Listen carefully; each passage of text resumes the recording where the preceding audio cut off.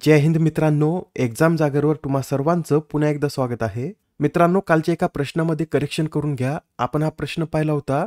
गुजरात सरकारने समान नागरी संहिता तयार करण्यासाठी कोणाच्या अध्यक्षतेखाली एक समिती स्थापन केली? तर या प्रश्नाचं योग्य उत्तर आहे पर्याय क्रमांक 4 म्हणजेच रंजना देसाई यांच्या अध्यक्षतेखाली समिती स्थापन करण्यात आली. तुम्हाला आठवते का पहा, आपण याआधी पाहिलं होतं की उत्तराखंड राज्यासाठी समान नागरी संहितेचा मसुदा तयार करण्यासाठी सुद्धा रंजना देसाई यांच्याच अध्यक्षतेखाली समिती स्थापन करण्यात आली होती व आता गुजरात सरकारने सुद्धा रंजना देसाई यांच्याच अध्यक्षतेखाली समिती स्थापन केली आहे. इतर जी सर्व माहिती पाहिली आहे ती योग्य आहे. फक्त इतर रंजना देसाई एवढं करेक्शन करून घ्या. आणि आता आजच्या सत्राचा पहिला प्रश्न पहा. अलीकडे चर्चेत असलेल्या आंतरराष्ट्रीय गुन्हेगारी न्यायालयाची स्थापना कधी करण्यात आली? तर हे जे आंतरराष्ट्रीय गुन्हेगारी न्यायालय आहे याची स्थापना 1 जुलै 2002 मध्ये करण्यात आली होती. बरं, सध्या हे आंतरराष्ट्रीय गुन्हेगारी न्यायालय चर्चेत का आहे?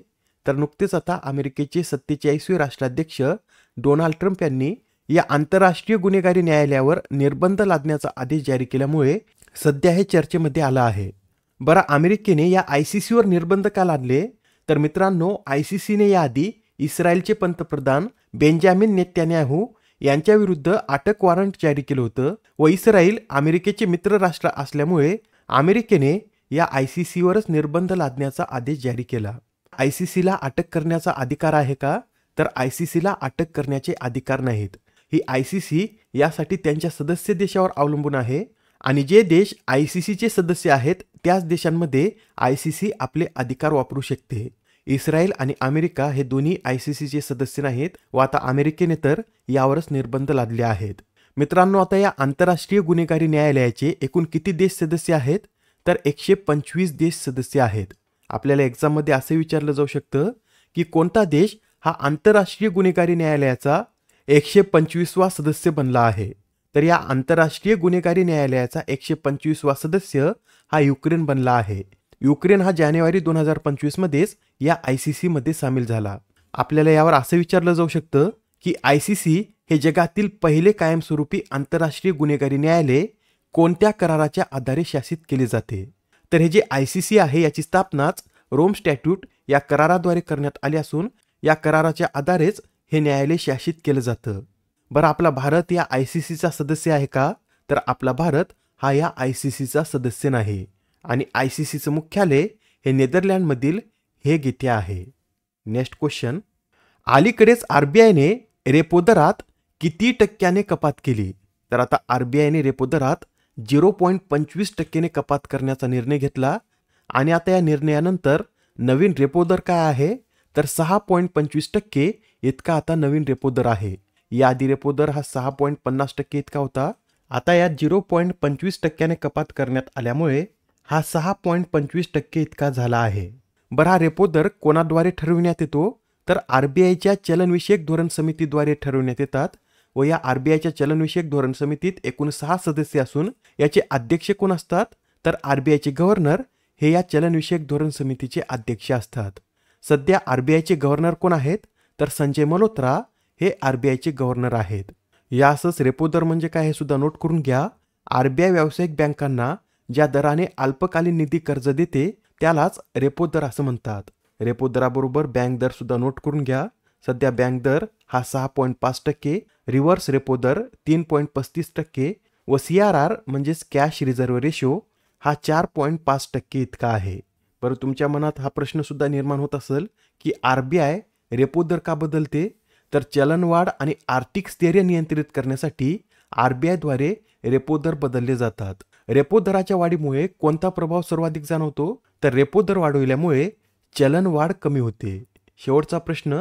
रेपो दर कमी केल्यास बँकिंग क्षेत्रावर काय परिणाम होतो?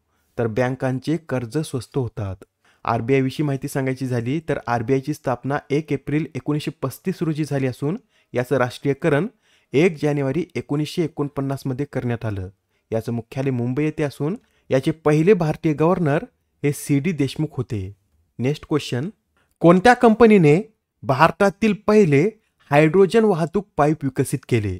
तर आता भारतातील पहिले हायड्रोजन वाहतूक पाईप हे टाटा स्टील या कंपनीने विकसित केले.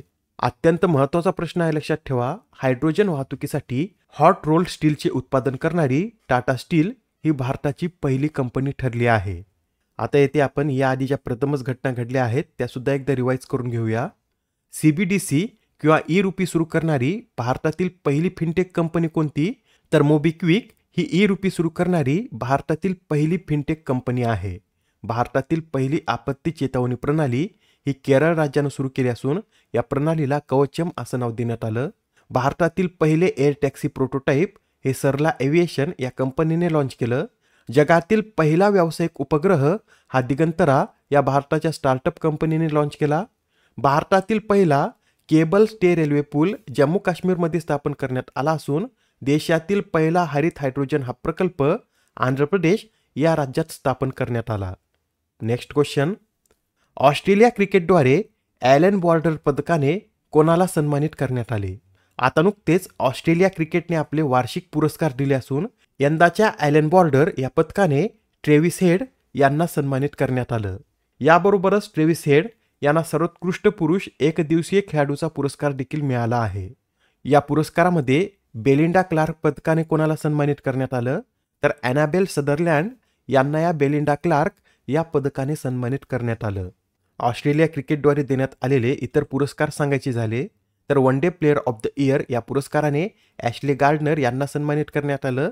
T20 men's player of the year पुरस्कार Adam Zampa, T20 women's player of the year पुरस्कार Beth Mooney, Shane Warne test player of the year हा पुरस्कार जोश हेजलवूड यांना देण्यात आला. Bradman young cricketer of the year पुरस्कार Sam Konstas, तर Betty Wilson young cricketer of the year पुरस्कार Chloe एन्सवर्थ यांना देण्यात आला. आता हा प्रश्न पहा, यात काय विचारला आहे? कोणत्या मंत्रालयाने वॉटरशेड यात्रा सुरू केली? तर ही जी वॉटरशेड यात्रा आहे ही ग्रामीण विकास मंत्रालयाद्वारे सुरू करण्यात आली. आणि ही वॉटरशेड यात्रा कोणत्या योजनेअंतर्गत सुरू करण्यात आली असं जर विचारलं तर प्रधानमंत्री कृषी सिंचन योजनेअंतर्गत ही वॉटरशेड यात्रा सुरू करण्यात आली असून याचा उद्देश काय आहे? तर पाणलोट विकास उपक्रमांमध्ये लोकांचा सहभाग वाढविणे व त्यांची जागृती करणे हा या उपक्रमामागील उद्देश आहे. या वॉटरशेड यात्रेचा शुभारंभ कोणी केला? तर केंद्रीय ग्रामीण विकास मंत्री शिवराज सिंह चौहान यांनी या वॉटरशेड यात्रेचा शुभारंभ केला. पुढील प्रश्न. आता या प्रश्नात काय विचारलं आहे? तर अलीकडेच कोणते देश हे इकोवासमधून बाहेर पडले? तर या इकोवास संघटनेतून नायजर, माली आणि बुर्किना फासो हे तिन्ही देश बाहेर पडले असल्यामुळे या प्रश्नाचं उत्तर काय असेल? तर पर्याय क्रमांक 4 हे या प्रश्नाचं उत्तर आहे. आधी या इकोवासचा फुल फॉर्म नोट करून घ्या.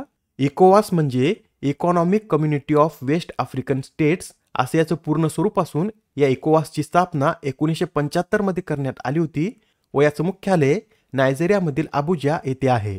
याचे किती देश सदस्य आहेत? तर आधी याचे 15 देश सदस्य होते, पण आता हे 3 देश यामधून निघून गेल्यामुळे आता याचे 12 देश सदस्य राहिले आहेत. ठीक आहे. तर आता हा प्रश्न पहा. खालीलपैकी कोणाला आंतरराष्ट्रीय जलतरण महासंघाच्या हॉल ऑफ फेम मध्ये समाविष्ट करण्यात आले?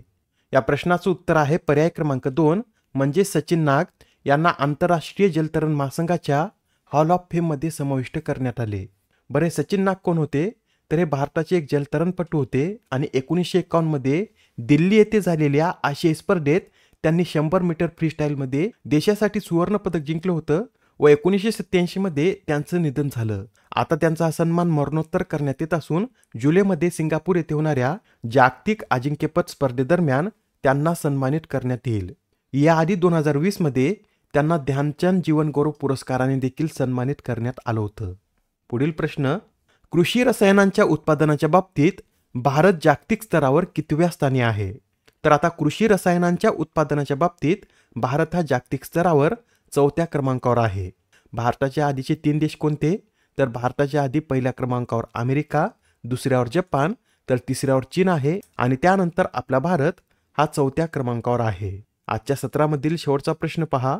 अन्न आणि वितरण क्षेत्रातील कंपनी झोमॅटो ही आता कोणत्या नवीन नावाने ओळखली जात आहे?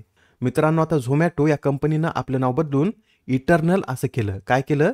तर इटर्नल असं या कंपनीनं आपलं नाव केलं. या झोमॅटो कंपनीचे संस्थापक कोण आहेत? तर दीपंदर गोयल आणि पंकज चड्डा हे या कंपनीचे संस्थापक असून या कंपनीचं मुख्यालय हरियाणामधील गुरुग्राम येथे आहे. या आधीच्या सत्रामध्ये तुमच्यासाठी हा प्रश्न होता. अलीकडेच मानवाचा दर्जा देण्यात आलेला तारानाकिया पर्वत कोणत्या देशात आहे? या प्रश्नाचं उत्तर आहे पर्याय क्रमांक 2 म्हणजेच हा पर्वत न्यूझीलंड या देशात असून नुकताच आता याला मानवाचा दर्जा देण्यात आला आहे. आजच्या सत्रामधील तुमच्यासाठीचा प्रश्न पहा. सिमोना हॅलेप यांनी नुकतीच टेनिसमधून निवृत्ती घेतली, तर त्या कोणत्या देशाच्या खेळाडू होत्या? आता या प्रश्नाचं उत्तर कमेंटमध्ये देण्याचा प्रयत्न करा. उत्तर चुकलं तरी काय हरकत नाही, कारण ज्यावेळेस तुम्हाला या प्रश्नाचं योग्य उत्तर माहीत होतं त्यावेळेस हा प्रश्न तुमच्या दीर्घकाळापर्यंत लक्षात राहतो. तर आता पुढच्या सत्रामध्ये पुन्हा भेटूया. धन्यवाद.